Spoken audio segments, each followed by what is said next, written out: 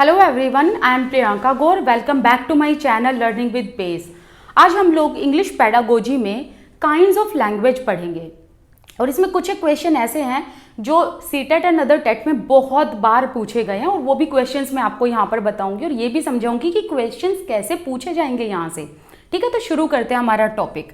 तो आज हम पढ़ेंगे काइंड्स ऑफ लैंग्वेज। इसे कहेंगे हम कि लैंग्वेज के प्रकार। ओके, सबसे पहला है आइडियल लैंग्वेज। देखो, जो ये आइडियल वर्ड है इसका मतलब क्या है? स्टैंडर्ड ऑफ परफेक्शन या फिर स्टैंडर्ड ऑफ ब्यूटी या ब्यूटिफिकेशन। आइडियल को वैसे हिंदी में क्या कहते हैं हम? आदर्श। तो यहां पर वर्ड क्या है? Ideal language. आइडियल का मतलब क्या हो गया?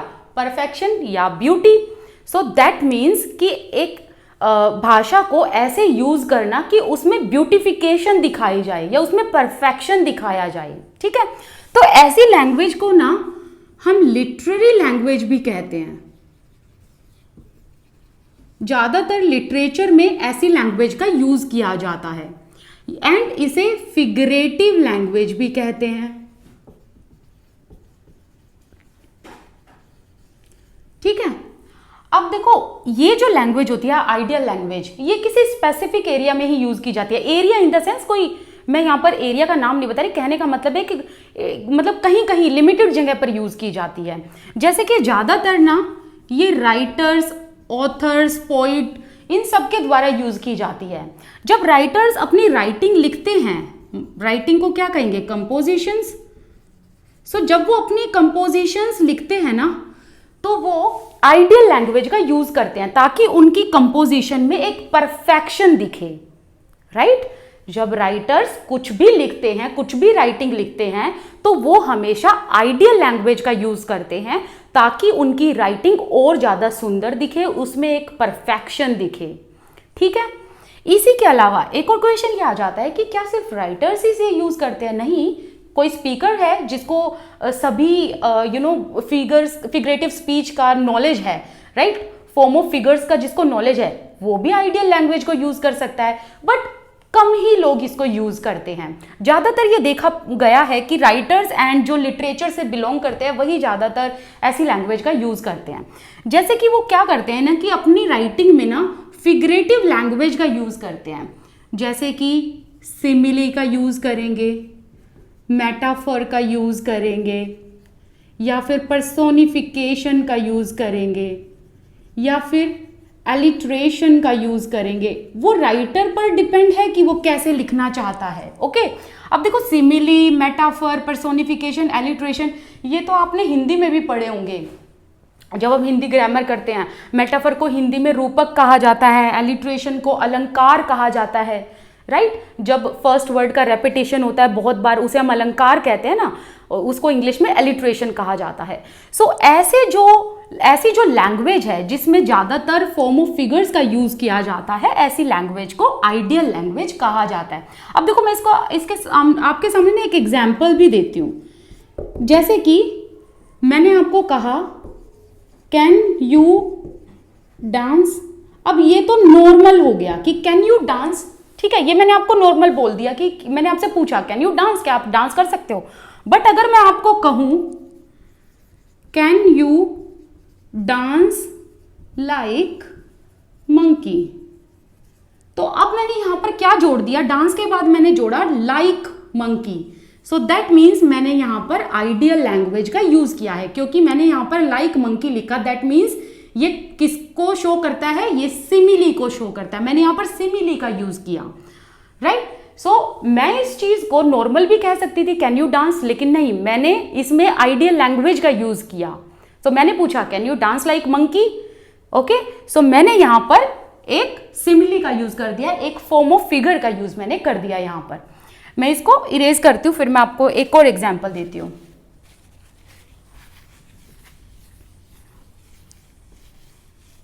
अब देखो, मैं अगर ये लिखूं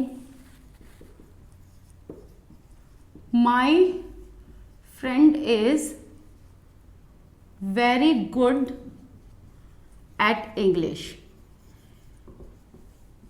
ये आइडियल लैंग्वेज नहीं है। क्योंकि मैंने नॉर्मल बोल दिया कि my friend is very good at English. लेकिन अगर मैं मेरे फ्रेंड को किसी के साथ कंपेयर करके लिखूं तो अब वो आइडियल लैंग्वेज हो जाएगी। जैसे कि देखो, my friend is Shakespeare when in class. अब मैंने मेरे फ्रेंड को किसके साथ इमेजिन किया, कंपेयर किया, एक इमेजिनेटिव ऐसा कैरेक्टर जो अपने टाइम पर बादशाह रहा है, ठीक है। तो शेक्सपियर के साथ मैंने मेरे फ्रेंड को कंपेयर किया।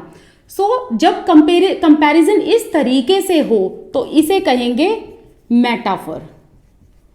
ओके, यहां पर मैंने मेरी बात को मेटाफर यूज करके मेरी बात को ज्यादा एम्फेसाइज कर दिया। ऐसी लैंग्वेज जहां पर आप अपनी बात को एम्फेसाइज्ड वे से कहना चाहते हो कि सब लोग आपको सुने। ज्यादातर क्या होता है ना कि आइडियल लैंग्वेज जब आप यूज करते हो तो सब लोग आपको सुनते हैं। ऐसी लैंग्वेज को कहा जाता है आइडियल लैंग्वेज, क्योंकि ना ऐसी लैंग्वेज में एक परफेक्शन होती है, एक स्टैंडर्ड होता है। नेक्स्ट है डायलैक्ट। ये स्मॉल एरिया में बोली जाती है। डायलैक्ट एक स्मॉल एरिया में बोली जाती है, या ये कह लो एक रीजनल, एक पर्टिकुलर रीजन में बोली जाती है, जैसे कि डोगरी हो गई, ठीक है। ये एक डायलैक्ट है। अब यहां पर ना एक बहुत इंपॉर्टेंट क्वेश्चन ये आता है कि सब डायलैक्ट क्या होता है, और ये आपने ध्यान से सुनना है। देखो, सब डायलैक्ट क्या होता है, जो कि एक लैंग्वेज भी हो और एक डायलैक्ट भी हो। तो इसका एग्जाम्पल बताओ क्या होगा। आखिर आप मुझे बता नहीं सकते, बट आप वीडियो पॉज करके कमेंट कर सकते हो अगर आपको पता है तो देखो, सब डायलैक्ट होता है एक लैंग्वेज भी हो, जो एक भाषा भी और एक डायलैक्ट भी हो। इसका एग्जाम्पल है, और ये बहुत इंपॉर्टेंट है, ध्यान से सुनना आप। पंजाबी। पंजाबी एक लैंग्वेज भी है, एक डायलैक्ट भी है। इसीलिए पंजाबी को सब डायलैक्ट कहा जाता है। पंजाबी बोली भी जाती है और इसका ना एक रिटन स्क्रिप्ट भी है, दैट इज गुरुमुखी स्क्रिप्ट। तो इसीलिए ना देखो, पंजाबी क्या है ना, पंजाबी बोली भी जाती है और इसका रिटन स्क्रिप्ट भी है, दैट इज गुरुमुखी स्क्रिप्ट। इसीलिए ना इसे लैंग्वेज भी कहा जाता है और इसे डायलैक्ट भी कहा जाता है। लेकिन जिसको लैंग्वेज और डायलैक्ट दोनों ही कहा जाता है उसे हम सब डायलैक्ट बोलते हैं। तो ये चीज आप ध्यान रखना। अब देखो, क्वेश्चन आपसे एग्जामिनर ने ऐसे पूछ लेगा, पंजाबी इज व्हाट। ए में ऑप्शन दे देगा लैंग्वेज का, बी में ऑप्शन आपको मिलेगा डायलैक्ट का, सी में मिल जाएगा नन ऑफ दीज, और डी में मिल जाएगा ए एंड बी बोथ। तो आप किस पर टिक लगा के आओगे, डी पर, क्योंकि पंजाबी एक लैंग्वेज भी है, एक डायलैक्ट भी है, ठीक है। यहां से ये बहुत इंपॉर्टेंट क्वेश्चन बनता था जो मैंने आपको बता दिया। नेक्स्ट है कमर्शियल लैंग्वेज। एक ऐसी लैंग्वेज जो ज्यादातर बिजनेस पर्पस में यूज की जाती हो। जैसे कि मैं एक एग्जांपल देती हूं, keep me in the loop, ठीक है। जैसे कि अगर कोई प्रोजेक्ट बनाना हो और बहुत बड़ी एक मीटिंग बैठी है, तो वहां पर ऐसे नहीं बोला जाएगा कि मुझे भी आप इन्वॉल्व करना या मुझे भी अपने प्रोजेक्ट दिखाना। वहां पर एक सिंपल सी लाइन में सारी बात बोल दी जाएगी। वहां पर एक फ्रेज का यूज किया जाएगा, keep me in the loop. That means कि बार बार मुझे अपडेट देते रहना और मुझे भी इस प्रोजेक्ट में इन्वॉल्व करना। इतनी बड़ी बात को इतने छोटे से फ्रेज में कहा जाता है। या फिर ड्रिल डाउन इनटू। तो ऐसे जो फ्रेजेस होते हैं ना, ये कमर्शियल लैंग्वेज में यूज किए जाते हैं। मतलब छोटे छोटे फ्रेजेस में पूरी बात कह देते हैं। जैसे कि ड्रिल डाउन इनटू का मतलब क्या हुआ, कि ज्यादा एक्सप्लोर करो और एक्सप्लोर करो। जैसे कि कोई ऐसा प्रोजेक्ट है जो प्रोजेक्ट बॉस को पसंद नहीं आया, अब बॉस उनको कह सकता है अपने एम्प्लॉइज को drill down into. That means कि इसमें और ज्यादा एक्सप्लोर करो और ज्यादा लिखने की इसमें कोशिश करो या और ज्यादा इस पर काम करो। वो इतनी छोटी सी लाइन में अपनी बात कह देगा, ड्रिल डाउन इनटू। ऐसी लैंग्वेज को कहा, ऐसी जो लैंग्वेज है वो कमर्शियल लैंग्वेज होती है, बिजनेस पर्पज से यूज की जाती है। नेक्स्ट है कोड लैंग्वेज। इसे ना सीक्रेट लैंग्वेज भी कहा जाता है। जैसे कि सपोज करो मुझे लिखना है लव, इसके लिए मैंने कोड लैंग्वेज बना रखा है कि हम एल को ऐसे लिखेंगे, ओ को हम ऐसे लिखेंगे, वी को हम ऐसे लिखेंगे, ई को हम ऐसे लिखेंगे। सो ये दैट मीन्स कि मैंने एक कोड लैंग्वेज बना दी और फिर जो भी मेरे साथ ग्रुप में लोग होंगे तो वो इस कोड लैंग्वेज का ही यूज करेंगे, जो किसी और को नहीं पता होगा बट हम ग्रुप में ही सबको पता होगा। सो ऐसी लैंग्वेज को सीक्रेट लैंग्वेज भी कहा जाता है। एंड वैसे कोड लैंग्वेज में भी बात होती है, जैसे कि आपने मूवीज वगैरह में देखा होगा, जैसे कि स्पेशल 26 और अदर ऐसी मूवी, अक्षय कुमार की तो बहुत ऐसी मूवी हैं जिसमें कोड लैंग्वेज में ही बात की गई है, क्योंकि ज़्यादातर वो ऐसी मूवी बनाते हैं ना, थोड़ी देशभक्त टाइप की, बहुत अच्छी मूवीज होती हैं वैसे तो उनकी। फिर बात करते हैं मिक्स्ड लैंग्वेज के बारे में, जहाँ पर ना मैं बहुत सारी लैंग्वेजेस का यूज़ कर दूँ, जिसमें मैंने लैंग्वेजेस को मिक्स कर दिया, जैसे एक डायलेक्ट भी जोड़ दी मैंने और एक फॉरेन लैंग्वेज जोड़ दी।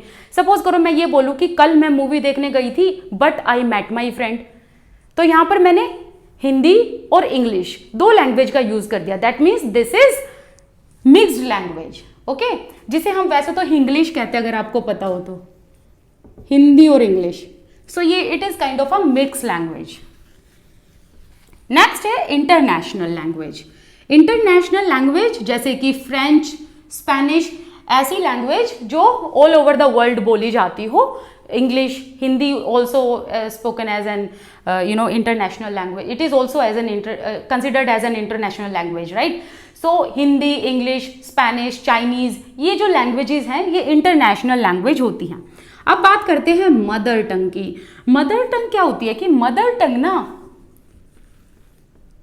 मदर एंड फादर की जो लैंग्वेज होती है वो मदर टंग होती है। अब जो इनका चाइल्ड होगा, मदर एंड जो फादर के चाइल्ड होते हैं, जो बच्चे होते हैं, वो अपनी माँ से सीखते हैं, अपने पिता से सीखते हैं। सो कहने का मतलब है कि ऐसी लैंग्वेज जब बच्चा अपने मदर और फादर से सीखता है without any rules and regulations. Mother tongue सीखने के लिए किसी रूल्स एंड रेगुलेशन की जरूरत नहीं होती, बल्कि बच्चा अपने माता पिता से सीख जाता है। जैसे कि देखो, बच्चा पहले फैमिली में पेरेंट्स से सीखता है, तो बच्चे ने सीखी पंजाबी। सो दैट मीन्स बच्चे ने यहाँ पर फैमिली से, माता पिता से पंजाबी सीखी, तो ये उसकी मदर टंग हो गई। फिर बच्चा आया सोसाइटी में, तो बच्चे ने सीखी हिंदी, ठीक है। सो कहने का मतलब है कि जो मदर टंग है, मदर टंग हमेशा फैमिली से ही सीखी जाती है, और जरूरी नहीं है कि उनकी सोसाइटी में हिंदी ही बोली जाती हो, पंजाबी भी हो सकती है, ठीक है, राइट। अब मैं यहां पर आपको ना एक इंपॉर्टेंट क्वेश्चन बताना चाहती हूं। देखो, जो इंग्लिश है ना, ये सेकंड लैंग्वेज है, ठीक है, सेकंड लैंग्वेज मानी जाती है हमारे भारत में, ठीक है। एक तो ये क्वेश्चन हो गया important. But according to NCF 2005, English जो है इसे ग्लोबल लैंग्वेज माना जाता है। सो ये क्वेश्चन बहुत बहुत बार पूछा गया है। ये ध्यान रखना है आपने कि इंग्लिश जो है ना, ये एक ऐसी लैंग्वेज है जिसे इंडिया में सेकंड लैंग्वेज का दर्जा दिया गया है, लेकिन अकॉर्डिंग टू एनसीएफ 2005 इसे एक ग्लोबल लैंग्वेज कहा गया है। और ये दोनों ही चीज आपको ध्यान में रखनी है। तो क्वेश्चन अगर एनसीएफ के अकॉर्डिंग आ गया तो आप ग्लोबल लैंग्वेज पर टिक करेंगे, और अगर ऐसे आ गया सिंपली जिसमें एनसीएफ 2025 नहीं लिखा है और ऐसे लिखा गया कि English is considered as dash language of India, then you would write second language, ठीक है। सो यहाँ पर जो हमारा टॉपिक है ये आज का कंप्लीट होता है। मैंने आपको बता दिया कि यहाँ से क्वेश्चंस कैसे आते हैं, और ये वाला और जो पंजाबी वाला, मैंने पंजाबी लैंग्वेज वाला एग्जाम्पल दिया था, ये दोनों जो हैं बहुत बार पूछे गए हैं एग्जाम में। चलिए मिलते हैं नेक्स्ट वीडियो में न्यू टॉपिक के साथ। This side Priyanka Gaur, I wish you all the best, keep learning, and मेरे साथ टेलीग्राम, इंस्टाग्राम दोनों पर ही जुड़ना बिल्कुल मत भूलना। Thank you so much.